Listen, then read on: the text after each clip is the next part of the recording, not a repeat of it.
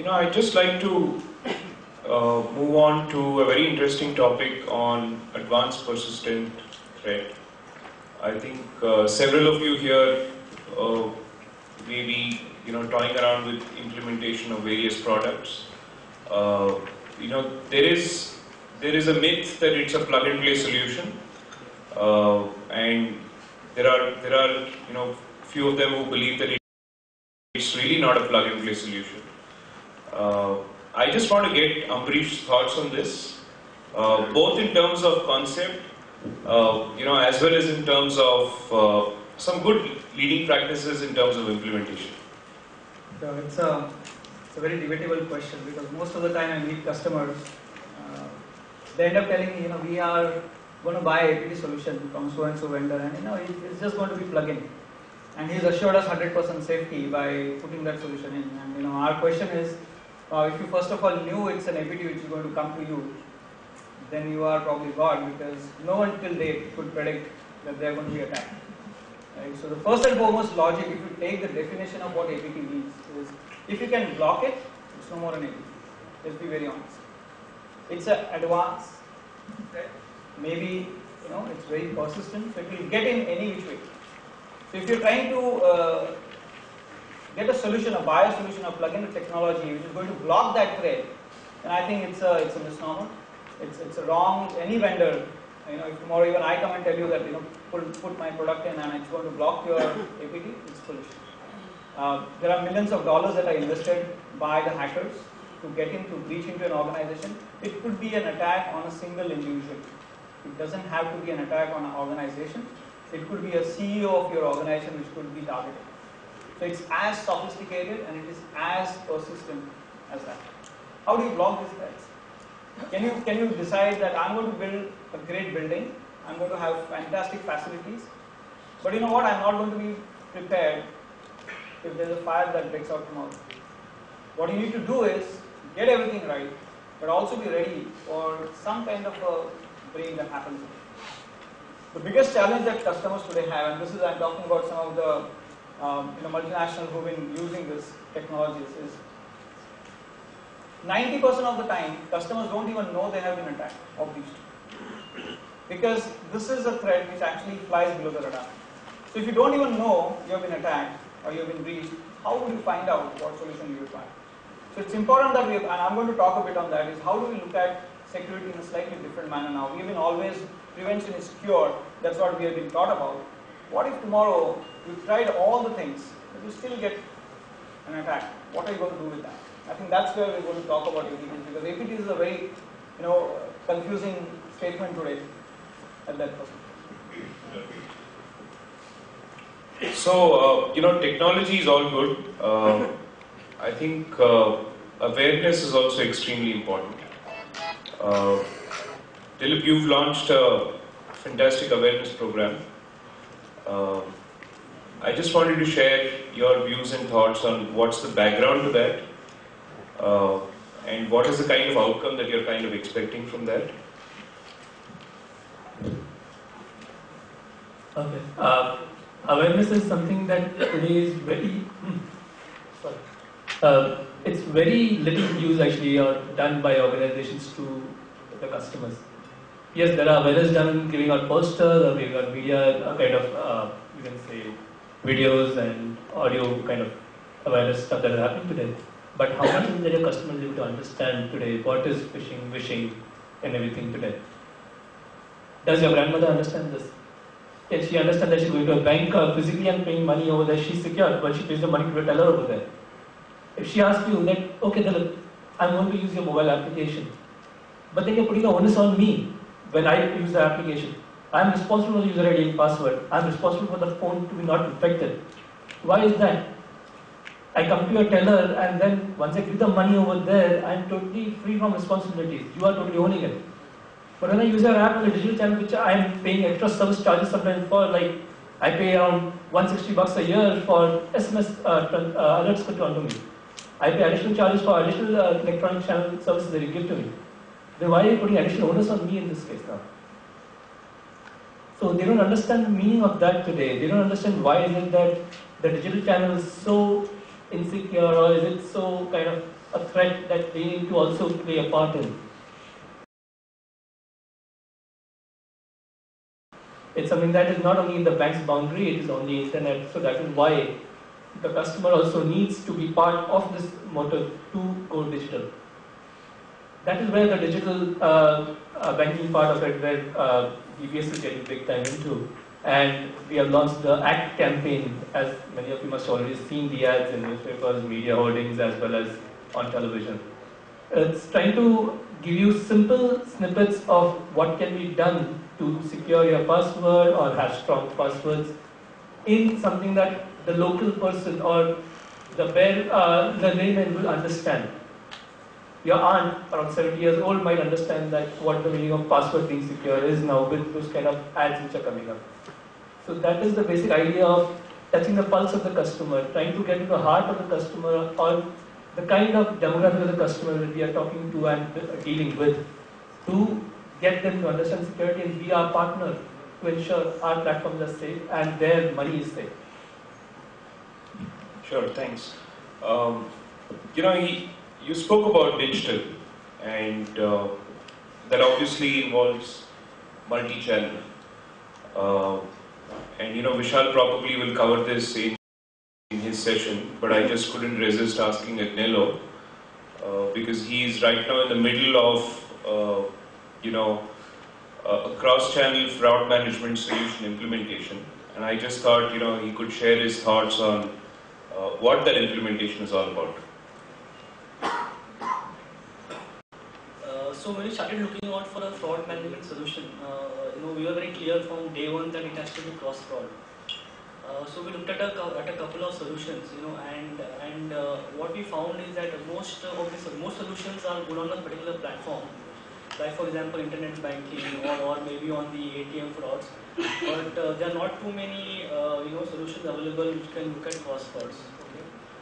But however, we did a couple of, we did our due diligence and then narrowed down on a few solutions, and finally we, went off with one solution which we thought was quite, good on cross-fraud, and they were meeting, our requirements, as far as frauds are concerned. So what we did is we went ahead with the POC and we picked up, 25 different scenarios, cross-fraud scenarios, Just to give one or two simple examples, is if there is a transaction on an internet banking channel and suddenly there is an ATM withdrawal, immediately after that money from the ATM withdrawn. So that could be a suspect transaction, or there is a change in the address and immediately after that there is a checkbook request. So that could be a suspect transaction. So this kind of scenarios we built in and we did a POC, of the solutions, and then we finally selected one solution which is there.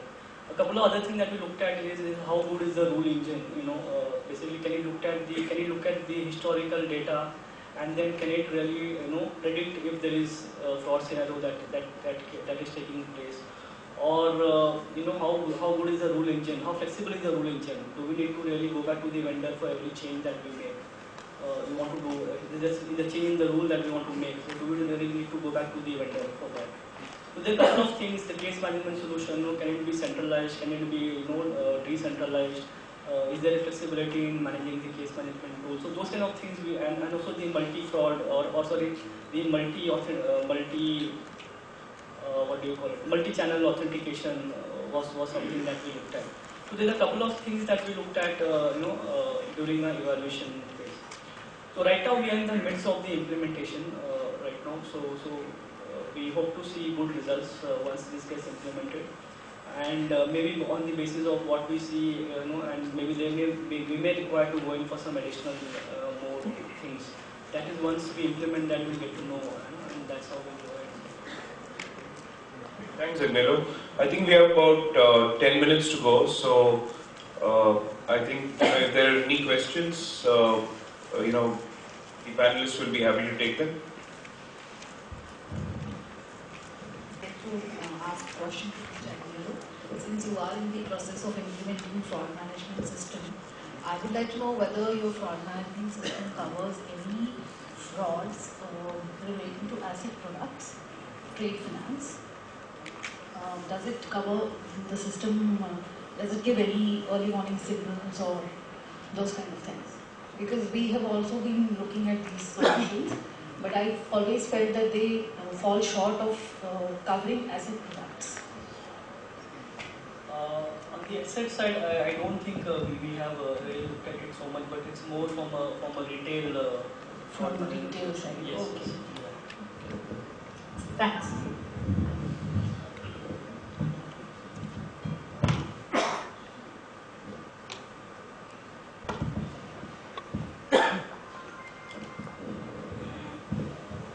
My question is for the entire panel that we are talking about information technology, hence the information security question. That's now all the banks, all the finance industry, and everybody we are looking onto the social media as of now. Is it? But no.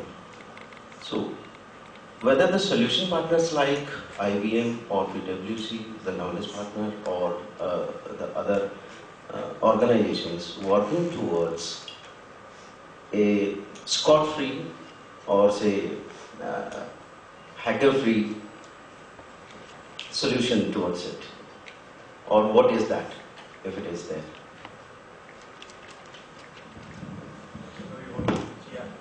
So if I understand your question, right, you're asking that social media is really big as a trend and it's being adopted by all the banks. All the banks, and it is a channel also for the fraudsters. Absolutely. Yeah, that is where the informations are also gathered, and they are using it as a channel. You're absolutely right. I think when I mentioned early in the day that when on social media, when on Twitter you just have 140 characters, the only way you share something is through a bit.ly URL, and you don't know what you're clicking on. It's not an HTTPS, you don't know.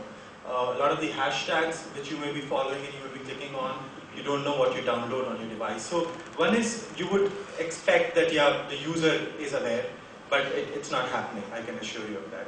From an IBM perspective, or at least what we know and what we're investing in, there's a large team which is working on the dark side of the net on a consistently daily basis to fight the war of cybercrime. So we have people on tour, on other sites, listening to what fraudsters are planning, how are some of the hacking schemes being done, and be some of the first ones to bring out in notice in public that this is happening. The example I bought of Daniel Wolf this morning was one of those. The other side is analytics on social media and then Twitter and Facebook feed. The social media trend is another thing which at least we believe it's here to stay. The users will continue to adopt to it. I think especially in a young nation like ours in terms of demographics, you would find a lot more people voicing what they believe, what they feel through those channels. And the analytics on those social media to listen to the sentiment and analysis becomes one big way for you to engage with users and know what you should be pushing out in terms of new campaigns, new ideas. There are examples, for example, there's Fedor Bank in Germany. The bank is a branchless bank, which several others are. But the interesting thing is the only way it engages with customers is through Facebook. And the interest rates also get decided by some of the likes and the campaigns they do on Facebook on what people would be getting. And there are products which are designed that if my team, football team scores these many goals, I'm entitled to these new products. And people, so it's becoming a new way to engage with the customer on the brand. And that's how your marketing and your product teams will look at these channels. When it comes to security and endpoints, I think you want to have a view, whoever is doing your social media banking is coming from the right device or not. Does it have a malware in it, which is a financial malware? Does it affect your assets? Does it affect your brand? And how do you engage with that user? I think that is the intelligence we want to bring as one of the vendors to a bank and say that for this user, alert, do not let him add a pay or do the transaction because we know he's coming in from an infected device, which may be because his son just downloaded a version of Angry Birds or Temple Run, which may be fake and which has a malware in it. But neither would he know, neither would you know till you get that alert. I'll just add to that. So there are few things a lot of security vendors are doing today. Okay, one of the things is just like it's a cat and mouse race. You just keep running all the time. There are, if you just go back a history and look at what or how this bad guys want to get into your infrastructure, whether it is your mobile phones, your desktop, or your servers, or whatever it is. Their intention is to get something to you, right? And then control or start controlling your machine. Now, where is this originating from? Where is this data going back to? Right. So these are, if you are able to understand that logic, or if security vendors help you to understand that logic, it will be much easier for you as a policy maker to decide whether you allow or disallow this. I'll just give an example, right? We as a Blue Code, right? It's a very old company, existing for almost 20 years now. We started targeting malnets. We don't want to look at, what is it a spam attack? Is it a phishing attack? Is it a denial of service attack? Is it a malware that has been written? What does a bad guy do? He actually hires or rents or buys a huge, property. Servers, server farms, he buys IPs, he set up an infrastructure from where he launches these attacks. Now, if you disallow or disengage or ban this infrastructure, he cannot do anything bad. At least from that set of investment. So if you cut them right at that point of time, then you really don't need to bother whether that attack is a malware that's coming in or spam that's coming in. So security vendors have started investing in that way, right? So we just say, I know you are a bad neighborhood. I will not want you to come with anything. So even if you say, let's say someone downloads your malware on your machine, that malware will try to connect back to the command and control site somewhere. If you know where those sites exist and you are able to block those, or you are able to alert or get an alert, I think you are in a very strong position. Second thing, what we have seen is social media is the best way for the advanced threats to get in. It's a very simple way. Today, look at it, right? All of us use Facebook. Most of us put up personal photographs, family photographs. We talk about where we are traveling to, what is our next trip going to be, right? Where did we go last evening, how fantastic the match was, and we post. A bad guy, let's say, who's targeting a CEO, and it can be scary. He can find out where he was, what he was doing, who else in his family, and that's how they start getting in. It's a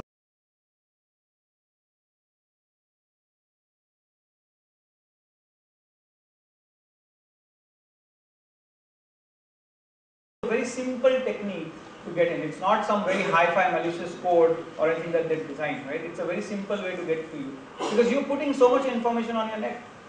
You know what you like. Someone like Kishore Kumar songs, they'll come and say, hey, I'm getting an offer to you. And that's how they'll get in. It's a very, very simple, tricky way to get you. So just be careful of those. The security vendors, all of us, right, there are almost like 50 of us in the industry today, are all trying to be ahead of the competition, which are the bad guys. But sometimes we do lose, right? So there are going to be situations where you need to be aware, we need to be aware that, and that's where this whole breach preparedness thing comes into this. Thanks, Amrish. Any other questions? Yeah. I think the gentleman here has a question. Yes. So basically, the question is for this poor punching bag named CISO.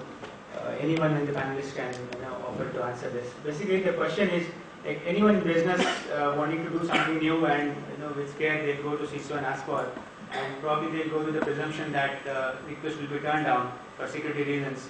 In the fact that these guys given those limited resources and tools which are for business reasons are constrained with budgets that come from the top management of the business side itself, right?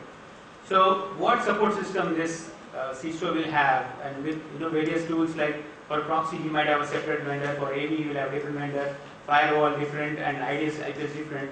So how we can generate that analytics, that metrics to really show that this is the return on the investment so far, I am justifying that I need something new, something more, and so on and so forth. So do we have any support system for this poor guy named CISO? Manan, you want to take it? Okay, so hello. So if I understood this correctly, what you are saying is support system. What is your support system to introduce new security technologies? Is that what your question is? Yeah. So how do this person justify the investment that has been done in security so far, and how do you ask for more? Because the new threats, you will need threat intelligence, you will need proxy solutions. On top of it, you will need something more. So how do we ask for more? I think the biggest support system, unfortunately, is the incidents which are coming to light. Honestly, that's where it starts. So I just complimented the gentleman who presented a couple of attacks in the morning. from IBM on the quick time that they had, just 1 minute or 2 minutes, were enough for them to showcase the power of an attack, the impact an attack can cause. Okay, in a very simplistic manner. They had simulators there, and I told them that you actually could have had those handheld devices displayed, to which they responded saying they are there at the counter for you to see. Show this to your CEO and see how he responds to it. I'm telling you, that's your best defense mechanism. And then you start talking, so don't bring your new technology, your new ideas, your new concepts, just keep them at the back burner for once. Start talking about what are your problems. That's where it starts.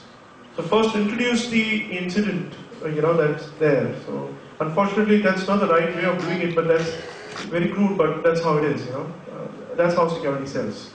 So you don't have much way out there. So the first thing you do is you showcase the incident, and then you start talking about the way to resolve it. And don't forget to put a disclaimer there at the end saying this is not the end. This is just the beginning. so that's, I hope that answers the question. I think we have one last question. The second one. So basically, just second what Manan said just now, and we always do use incidents primarily to talk to our management most of the time. It's either if you want to get a new investment, then definitely if something has happened in the organization, that is what you project and say, okay, this application got hacked on the internet. Why? You didn't allow me a firewall last year. That's one thing I'll use personally. Or else, another way to show ROI, as you actually asked for, is if you have a firewall, then you do the analytics around it, do the reviews around it, pull out the actual reports required to see what kind of scans were actually being done on your application, which your web firewall actually detected. What kind of attacks were being attempted for the nascent or the initial script which was run on your system, which the web firewall actually blocked or alerted you on time to take actual action to block them on the firewall or the IPS. So that, if you project out to your management on a timely basis, showing what you are doing with the system you have purchased, that will definitely show ROI and build the confidence in management to allow your investments to be taken further. And as rightly said by Manan again on this point was, investment doesn't stop there, or security doesn't stop there. Security is a continuous evolving process. It's a journey, it's not a destination. One last thing on this. It would be prudent for us to involve senior management in similar conversations. I always speak to my leadership team also on this, that you should try and engage, perhaps have forums where we can have these discussions openly, where they would be able to express their concerns, because there is a lot that is going on in their mind also, by the way. It's just that they are too busy to not discuss that, or perhaps they leave it to us to think about it. But knowing it from them would be another strong tool for you to put your solution forward and say, okay, this is the answer to the question that you had just raised. It may be there on your agenda in any case, for sure, but if it's coming to his mind, then I think it's gone to a stage where something seriously needs to be done. So perhaps that can be another approach to the whole challenge. Yeah, can I? Yeah, go on, ma'am. Yeah, my question is to Agnello. He said, you said you are implementing the fraud prevention module.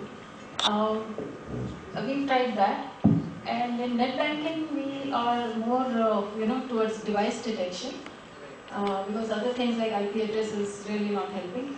So I would like to know what are you doing for mobile banking frauds, and what are the rules based on what specifics that you are drawing the rules of? So one of the things that we are looking at implementing is device authentication, because like you rightly said, IP addresses can be very easily spoofed and are not really reliable.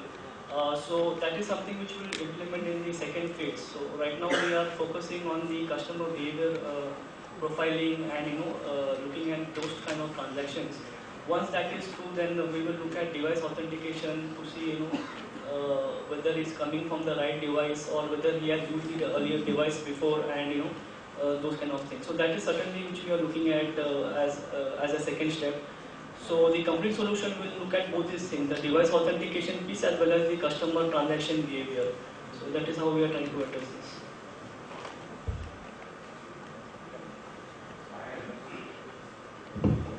Well, Sandeep Tripathi again. I had a couple of observations on the previous question and just sharing some of the practices that we implement in RBS. What I have seen beneficial is, trying to educate our senior people as well. Sitting with them in committees. What helps is we bring forward regular updates rather than selling an idea to them and saying, I need this product because of this reason. What we do is we present a quarterly update in our risk committees about what the security trends are, what other banks are doing, what incident happened with other bank and what was deployed and what was done. And that we have found as a big attraction medium because they end up asking, why are we not doing it, right? And that then gets into the other discussions of what do we have in place and what should we be doing. So that's one that we have been doing.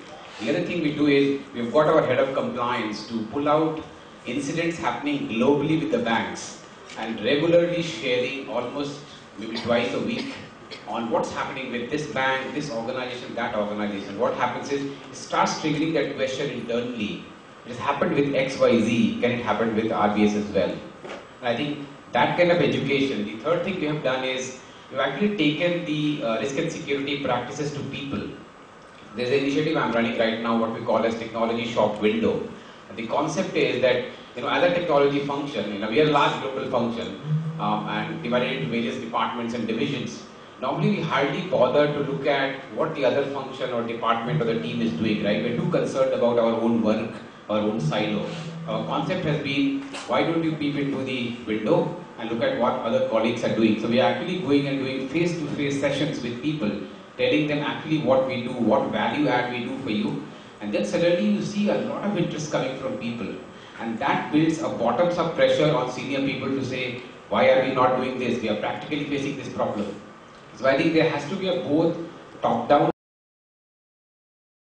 awareness approach, not selling approach. I would say I rather put the onus on the leadership team, and I'm part of leadership team. So I tell them, jointly we own this responsibility.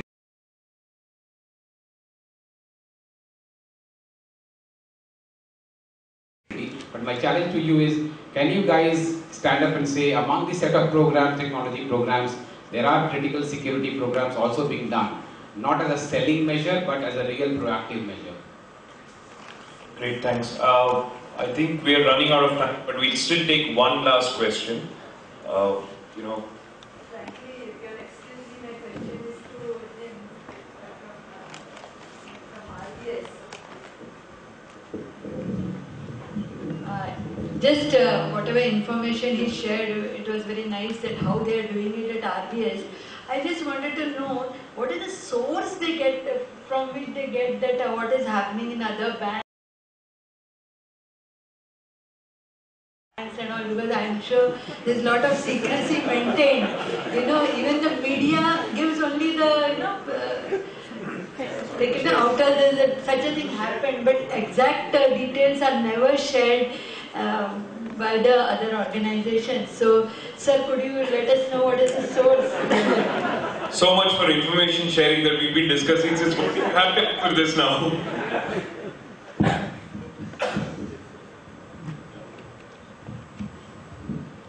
Published information is not that information is not available. It's available. You have to put a lot of effort to find that out. And our compliance team actually connects with lots of people globally to pull out that information. And we go with reliable published information rather than hearsay, right? So there could be a published information in a magazine or somewhere on the internet or coming through some various reports. We use those information, and when we do analysis, obviously we go with the likes of various other experts like the Gartners and others who actually do some research for us in terms of telling us what's really happening in the industry. So it's all about collaborating with the key organizations to get that information. Great. Thank you so much. I want to conclude now. I think we are running short of time. I just wish to thank all the panelists I think it was very insightful. I hope we've all been together, been able to deliver value to our audience. We are anyway here. So, if there are any more questions, any more discussions that we'd like to have, you can always, catch hold of us, anywhere around here. Thank you very much.